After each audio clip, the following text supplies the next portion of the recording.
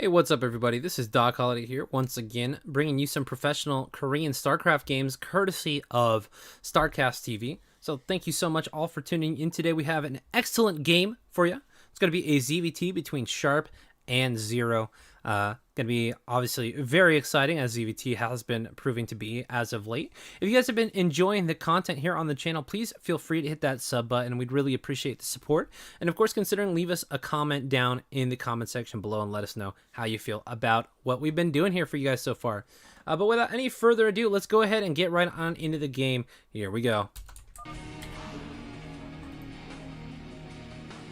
Alrighty guys, well, spawning at the 12 o'clock position as the blue Terran, we have Sharp.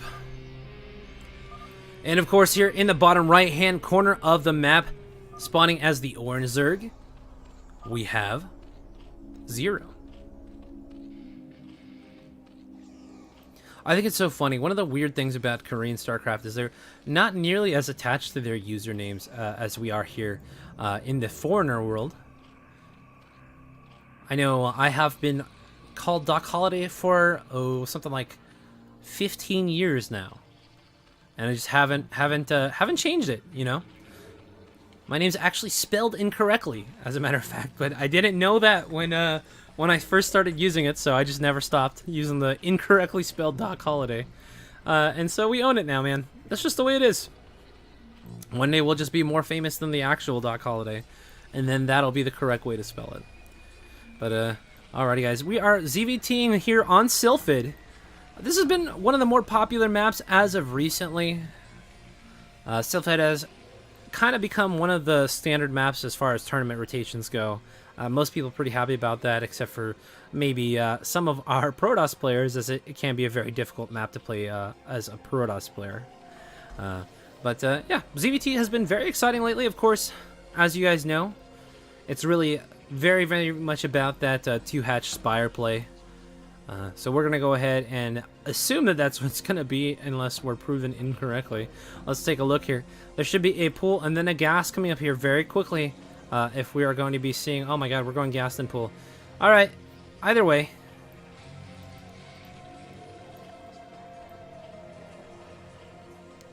But it is going to be a two-hatch layer style.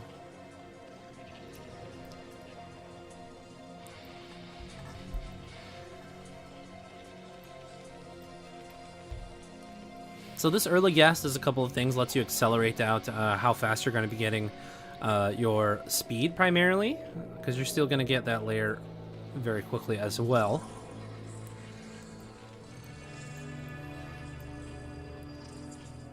But very likely going to be two-hatch Muta. I would say that, of course, two-hatch Lurker is still going to be very good on this map. This is a pretty wide expansion, especially since you can see the outside of the choke here, it actually widens up for the attackers. So potentially a good map for a two-hatch Lurker style as well, but that's pretty uncommon overall, I would have to say. A two-hatch Muta is generally considered to be the standard stable way to play this matchup as it stands, so we're going to have to see that. Of course, the standard build order to counter that is going to be 2-Rax Academy, and here's the 2-Rax, so we're likely going to see that 2-Rax Academy come out in a little bit here. Sharp getting to see everything that he needs to see. Sees the timing on everything. Oh, and almost instantly sees the timing on the layer as well, so runs out there to check that as the layer goes up on the natural, since it wasn't coming up on the main base. Ling's going to come out here and deny the scout, or further scouting rather, of the SCV here, and it doesn't look like we're getting to throw down a Hydrogen. So going to be Muta very likely. You're going to usually see the Hydrogen right about this center point in time here, if not a little bit earlier on the layer progress. Okay. So Zergling's positioning outside of the natural expansion here. Just going to deny any kind of scouting or anything like that from further coming in here. Looks like we have a little fight between workers. Oh, but in the meantime, we do have a Zergling run by here in the natural expansion. So this is pretty major. We're getting two initial Marines here. That's actually an excellent pickoff. Any Marines that you can take out in the early portion of the game means that there's going to be less Marines when your Mutalisk arrive. That is very, very major here. Speedlings do a really good job at dealing with Marines without medic support as well. Maybe we will see some additional Marine pickoffs here with these Zerglings as they are still in the main base. Hopefully we don't try to run past this loaded bunker, though. That would not be a favorable way to end these Zerglings' lives.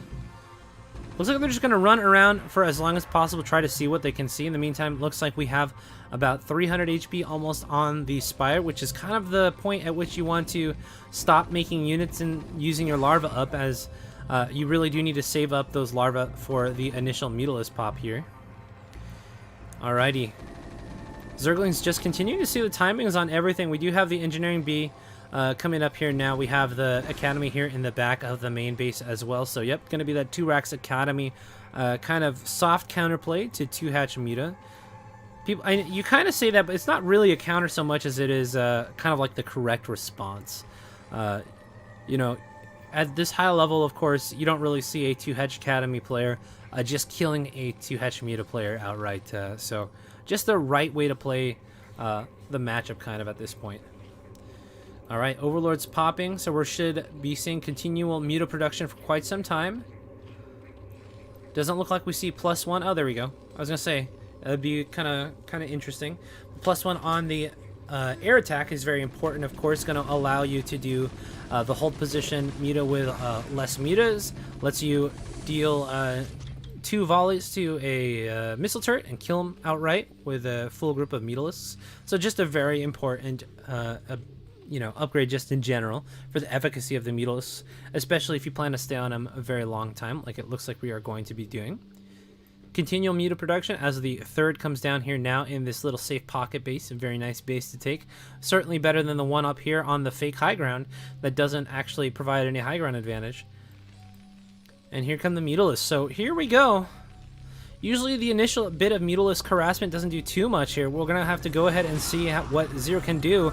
Already a good number of Marine pickoffs here. And we don't seem to be losing a Mutalisk yet. So that is very nice. Continuing to pick off more Marines here. Unfortunately, that lost a Mutalisk for 0. But overall, not a bad first sweep in here. Now we're going to find some SCV kills potential here in the face of this turret. Muta's continuing to rally behind the natural expansion here. We get a very nice pickoff on a otherwise reinforcing turret here. Now heading over to the main to find some additional SCV harassment. Really taking very little damage here on the Mutalisk and doing a very good job at picking off any lone Marines as they come about. Man, it is such a artful way that professional Koreans use these Mutalisks, man. They are just bobbing and weaving, flying every which way inside the Terran main. They're like, look, let's look. We got 1, 2, 3, 4, 5, 6, 7, 8, 9. We have 10 turrets and a 2-Rax group of Marines here in the base. And somehow the Mutalisks still come in, find a bunch of SCV kills, kill some Marines. Like, it's insane. Like, I don't know if I'll ever be able to even come close to this level. I'm not even close to even resemble, in the vaguest sense, this level of control. Like, look at this. There's so many units on the map here. So many turrets, and somehow these Mutalisks are still doing a ton of damage. So the Zerglings did see the Bio Ball here moving out towards the natural expansion. So Zero should have a very good idea of how long it takes for his Mutalisks to get back there and try and defend the natural. Let's take a look at the natural. We have 1 creep colony coming up right now, so that is going to help assist the Mutalisks in dealing with the Bio Ball here. And with good control, that should be more than enough to deal with the Marines as they come in here. Mutalisk looks like they're going to be making it here back with plenty of time to get to the natural expansion and defend this. And we do have a creep colony coming up here at the 3rd as well. So that is going to be another place that the Mutalisks will be very happy to defend, as the Marines will be shooting up that hill as well if they try to push up that to that 3rd. So a couple of Marines looking, reinforcement Marines getting picked off here. We have, in the meantime, 3. Oh my gosh, how is this happening? We have 3 Mutalisks just picking off the perfect Marines, as only one sunken colony is there to essentially lend that additional DPS there. So that's pretty insane. Very, very impressive by Zero as he focused down the Marines that were getting hit by the sunken to make sure he gets those kills. So, wow. Excellent Mutalisk control here in the natural expansion. Picks off all of the units and gonna even get the the medics as well, as these Marines are just a little bit too slow to the party to come and support their very lovely medic friends here in the natural, unfortunately. Looks like we're spreading out now to see if we can find any additional information. Looks like we're going to find... Oh, hey, there's a lot of Marines.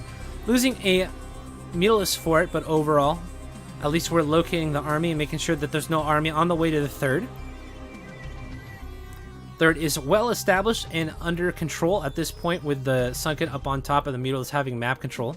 Do we have a hive on the way? We have Queen's Nest here and Lurkers on the way, so going to be preparing for the next push with Lurkers, looks like. And that's, of course, a very excellent unit to have up on the top of a ramp, as they deal very, very well with Marines clumping up trying to get up the ramp. Man, we are doing such amazing damage here right now with these Mutalisks, slowing down the Terran starport. Very, very important, as those science vessels that they produce, very, very strong versus Mutalisks. But man, just lots of little damage being picked off here by the Mutalisk, doing a fantastic job maintaining that map control, still doing damage to the SCV lines, slowing down the tech. Overall, just very, very well played by the book to hatch a Mutalisk play so far. One of the important things that you can be doing with your Mutalisk, of course, is threatening the bio ball and then backing off to force the stims. As you can see, the energy levels on the medics is getting worn down very quickly by the continued force stims here by the Mutalisks here. We even get a nice little medic pickoff and a couple of Marine pickoffs from this main bio army as well. So all in all, just very well controlled, very well played. So here, so far here by Zero. Of course, Sharp is also playing very well, trying to keep the pressure up on the map so that way Zero doesn't feel free to just take the fourth base to kind of just drone, ad nauseum. We do have the hive now coming up here. Let's see, the Lurker upgrade has finished, so we should be seeing Lurkers. Yeah, Lurkers are morphing in, and we do have a Hydros on the ramp here to try and delay the bio ball from getting up there as well. Bio going to come down and check the non-gas pocket base. This is a little interesting, I think quite an interesting decision to check this base specifically, just because I feel like it's highly unlikely Zerg is going to take this pocket base. There's no gas there, to my knowledge. Let's see, just to be sure. Yeah, no gas there. So, I mean, there's very little advantage to be taking that base for Zerg. Gas is really the resource that kind of bottlenecks Zerg's ability to explode into the late game here. You really want at least 4 gases in order to produce hive tech and get what you want. So, yeah, just would be a very strange decision. This is pretty interesting, though. Speaking of strange decisions, look like we have a Greater Spire. Not a terrible decision by far, but certainly not the most conventional one here. We do have a lot of Mutalisks in the air, though, that have been providing a ton of value. So, having those Mutalisks in the air, Guardians is a really good way to kind of capitalize on the fact that you didn't lose all of them in the mid-game here. These two tanks are going to present a bit of a problem here for Zero. We do have a number of Lurkers moving forward here, trying to do as much damage as they possibly can. These spines have been amazing, though. They've done a ton of damage to the bio ball. Oh my gosh, the Mutalisk should be enough to finish off this attack here. And oh my god, that was so clutch. I cannot believe so many of the Mutalisks were piled up here in between the tank and the wall. And that is going to potentially prove to be the fatal detail here in the push from Sharp. Ooh, very nice irradiate, though. And we're not having any kind of splits here. Oh man, so these Mutalisks really just getting absolutely annihilated here very quickly, but the Lurkers come in, trying to support the ground army that is coming in from the main and natural hatches. And we have pushed the bio back for now. Alrighty, wow. A very surprising hold there. Tanks usually are very problematic once they've got into your natural expansion if you don't have Defilers up already. Very powerful unit, of course, going to do very well versus the sunken type of defenses, since they outrange the static defense there. And it looks like Sharp, for now, is going to take the L and just back off back to his house. Are we just heading home? No? Well, looks like we're coalescing here a little bit in the middle, potentially trying to free up some space out on the map to try and take a third or something like that. In the meantime, though, we do have the 3 surviving Mutalisks morphing behind the natural expansion, so Guardian's going to be incoming here. That is going to be potentially a very devastating move. As you can see, the main very close to mining out. Natural also kind of getting there as well. Certainly going to need a third base very soon. Of course, it looks like we are going to be positioning for that. But these Guardians are going to be potentially a catastrophic attack here coming into the natural expansion. Oh man. Alrighty, so far the only units on the field capable of dealing with this going to be the science vessels. Looks like we have a couple of irradiates though about to be ready. Guardians looking like they're trying to distract here a little bit too. We have a nice fighting force coming up here. Oh, and unfortunately the Defiler gets irradiated.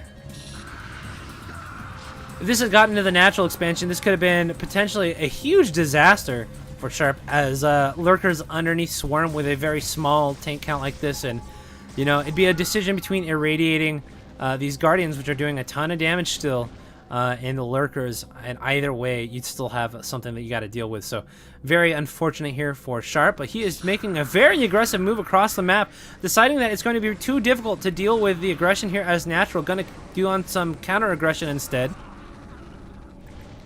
I really like this though. This is a very good decision.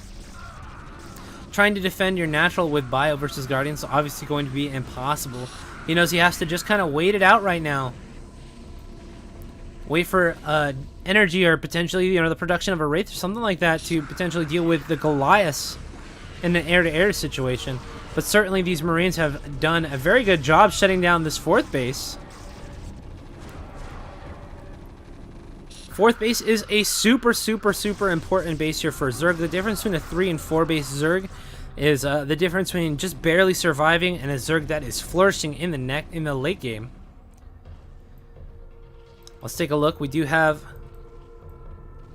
upgrades on the way, things like that. We don't see an Ultraless Den quite yet, although we do see a large contingent of Zerg forces heading for this newly established third base. Currently there is only 2 tanks here at the third, but a decent number of units on the field here as well. A bunch of naked Marines, no medics, but this is a lot of Marines. Oh, especially if the Zerglings run up here and they have to run all the way around to attack this.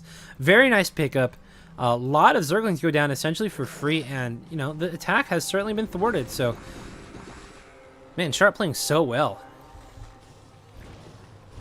I mean, look at these Guardians are still alive, and yet Sharp is still up a ton of supply on his opponent. Zero still not able to secure a fourth base. This is a very late timing for a fourth base. Unfortunately, this could potentially spell the end if we aren't able to secure one soon. We're going to be getting to that point where Terran is able to force a bit of a battle of attrition. Now that the third base is up and mining, we are once again on a 2 mining base, which means that Terran is going to be able to continue to produce a ton of bio units and continue to put that pressure on the Zerg and not make it very easy for them to expand at all. Every time we send a Defiler on the map, it seems to be getting irradiated as well, so excellent control and excellent vigilance by Sharp. Really doing a fantastic job stopping those units from getting across the map and making those big Defiler attacks possible. We have a huge amount of bio coalescing outside of the third base, but looks like we have Lings getting in the way just in time. And then these Marines not going to be able to make it up the ramp, looks like. In the meantime, we have another small force of Marines continuing to shut down fourth bases all over the place. This is so unfortunate, man. Zero is trying his hardest to get a fourth base up. He knows how important it is, but he has once again been thwarted. Looks like the Guardians have been cleaned up for a little while now, but that means that we're going to be heading towards a 3-base Terran, and that is when things get really scary. Terran starts being able to afford all kinds of bio units, potentially tanks. Obviously, we're going to continue to see production of these vessels, potentially even some BCs. Lots of units are available to Terran once they're on 3 bases. They are in super macro mode at this point. And, you know, Zero has really just not been able to establish that all-important 4th base here. So I'm not sure how much longer he's going to be able to last in this game. We're essentially functioning off of Defiler Ling. And if you can take a look, I mean, we're spending all of our gas here. This is a pro Korean level game here. I mean, he is really doing his best to spend his money here and, you know, macro as hard as he can. But unfortunately, without gas, Zerglings are pretty much useless units here. past this point in the game. Let's take a look. We do have Ultralisk on the field here now, but I have a feeling, yeah, the upgrades are just really not up to snuff here. They only have +1 armor along with their armor upgrade from the Ultralisk Den, and so they're going to be very fragile. I highly doubt that they're going to be able to break this base. I mean, the Ultras are already kind of petering out here, as the Irradia adds a ton of additional DPS to this army, and man, this is really looking bad. We have slow Ultralisks that are behind in armor upgrades. We don't have enough money for Defilers to go along with them. The Defilers continually just getting irradiated by these beautiful science vessel control here.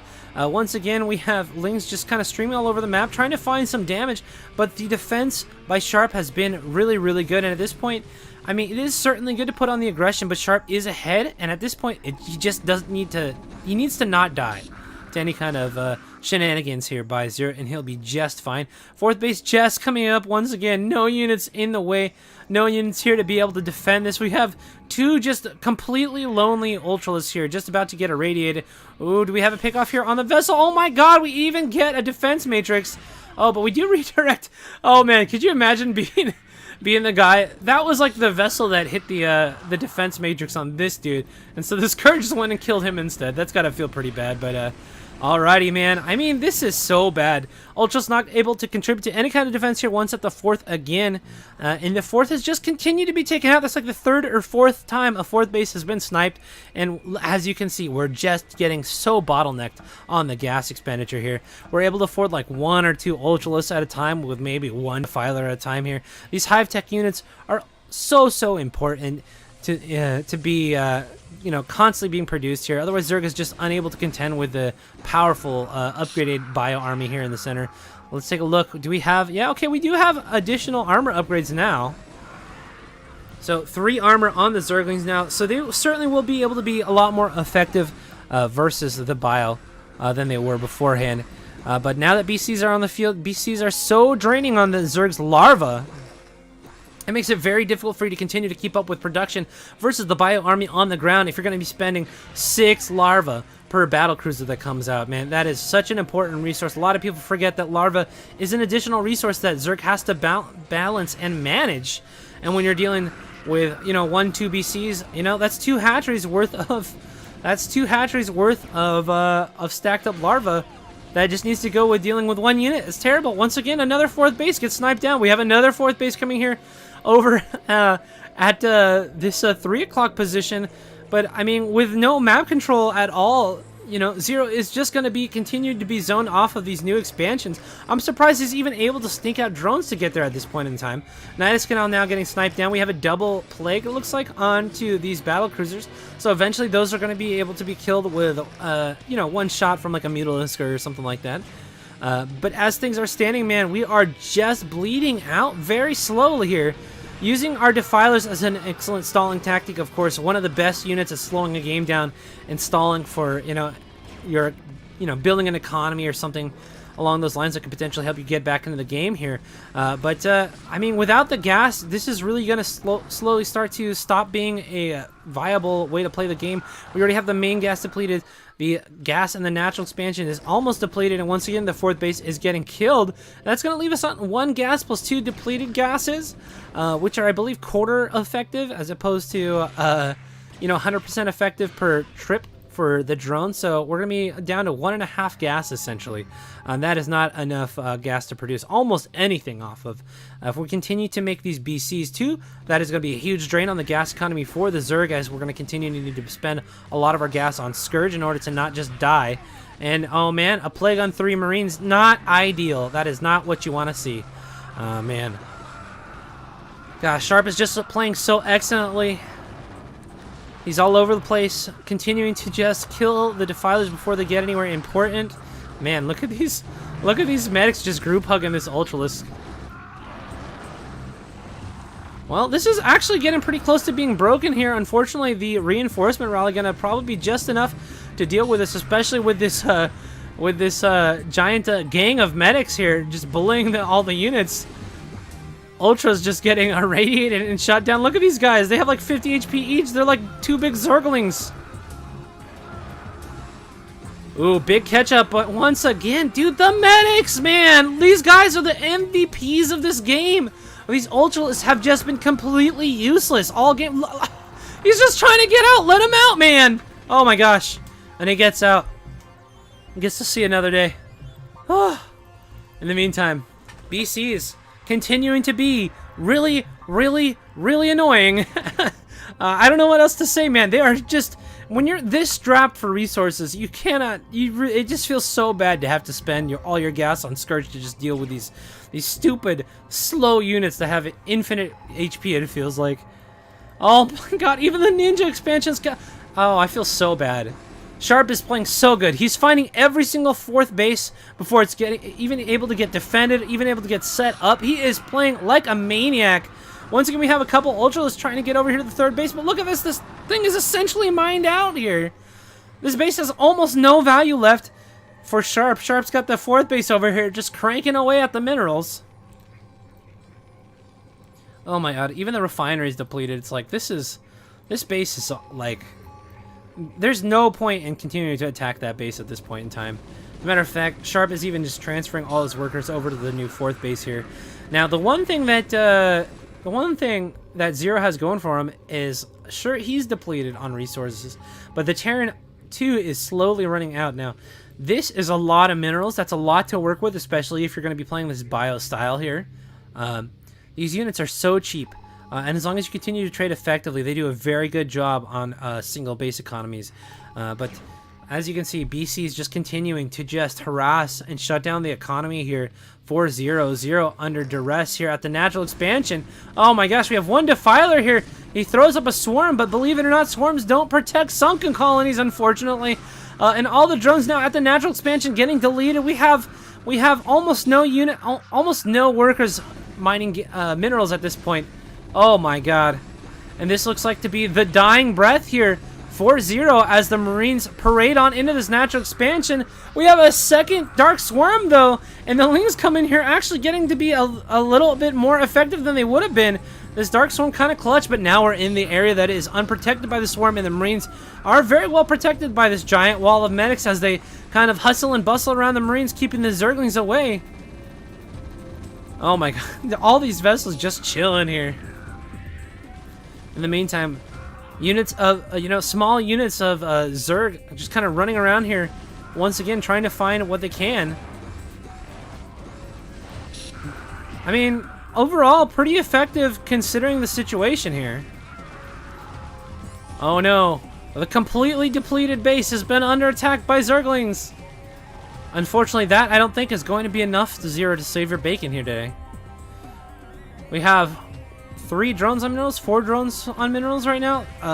Very, very terrible situation for Zerg. As you can see, Zero's bank is completely depleted here. He's going to go ahead and see this 4th base. Oh, and there is the GG. So, excellent, excellent game played by Sharp. I actually cannot believe that Zero pushed him this far down the line. I mean, the 3rd, the main, and the natural expansion are all mined out here.